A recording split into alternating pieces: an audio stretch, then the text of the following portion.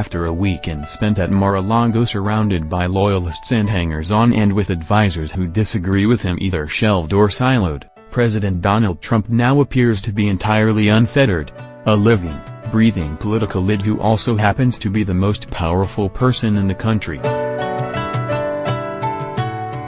Witness Trump's Tuesday morning on Twitter.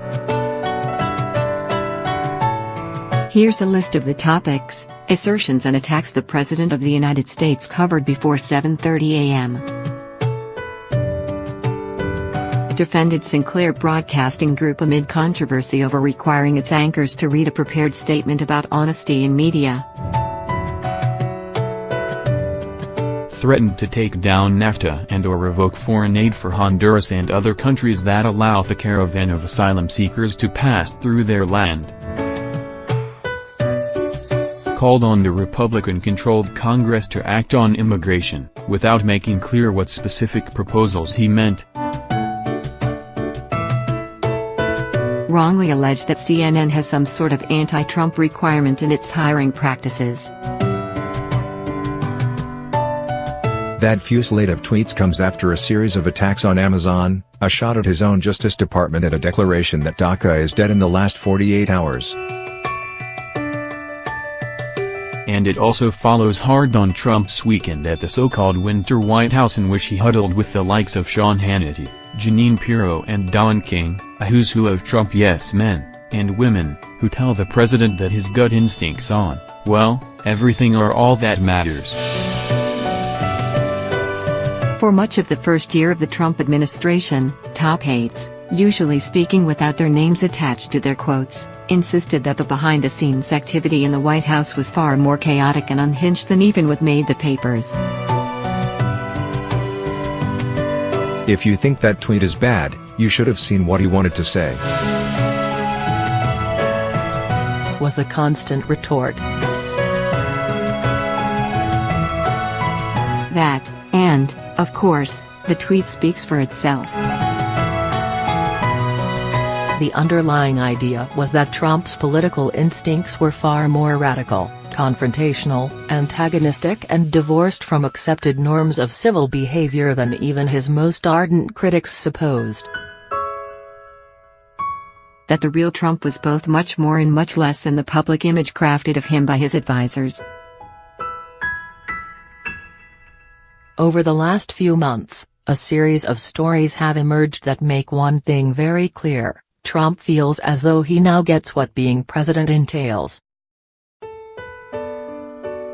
He is no longer cowed or wowed by the office. Instead, he feels entirely comfortable steering the ship of state with little to no input from advisors, especially those who don't agree with him. He's jettisoned independent voices within his administration, Secretary of State Rex Tillerson and National Security Advisor H.R. McMaster being the most recent and most prominent to go, and replaced them with people distinguished primarily by their willingness to accede to Trump's wishes on most issues. Those few stragglers who remain willing to challenge Trump have been largely marginalized. Take Chief of Staff John Kelly. He wasn't in Florida with Trump over Easter weekend and is the subject of near-constant whispers that he is on his way out of the administration. To say Trump has snapped or that something has fundamentally changed with him is, I think, to miss the point. This is not a new Trump on display of late. This Trump was always there. We saw more of him during the campaign, particularly when he was surrounded by people like Corey Lewandowski, Hope Hicks, and Dan Scavino. While Trump showed flashes of this sort of political lid during his first year in the White House, he also seemed to lack the sort of total confidence that would allow him to be the most Trumpian version of himself. So, Trump hasn't snapped. He's just thrown off any sense that his gut might not be right about everything all the time. Whereas Trump once might have deferred to the likes of Tillerson or Kelly or McMaster when it came to what to tweet or say publicly about a foreign country or his own party in Congress, he now feels absolutely no constraints on saying whatever he feels. We are now getting the live feed of Trump at all times, not the edited version.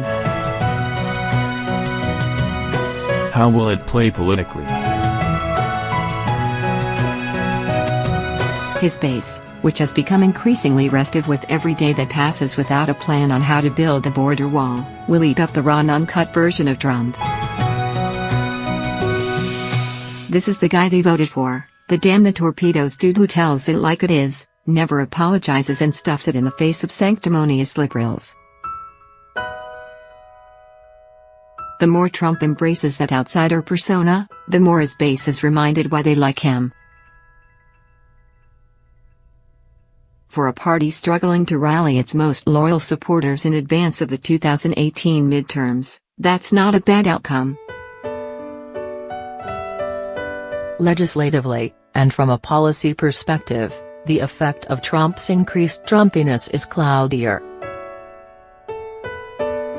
The scattershot approach Trump seems to favor: the media, immigration, Amazon.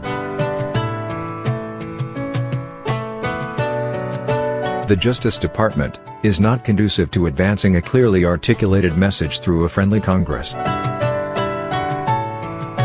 On immigration, for example, what exactly does Trump want Congress to do? Attempt to pass legislation that has stalled in the past? If that's the case, how might he propose approaching things differently to ensure a different result? And can lawmakers reasonably expect Trump to keep up the immigration drumbeat if they do take up some sort of legislation? Answer: no. What we know is that this is likely to be the new normal for Trump between, at least, now and November, and perhaps for much longer than that. He's always wanted to get to this place, where he can be in full control, the maestro directing his orchestra. You can like that reality. You can hate that reality. You can be encouraged by that reality. You can be anxious with that reality. But it doesn't change the fact that it is now our collective reality.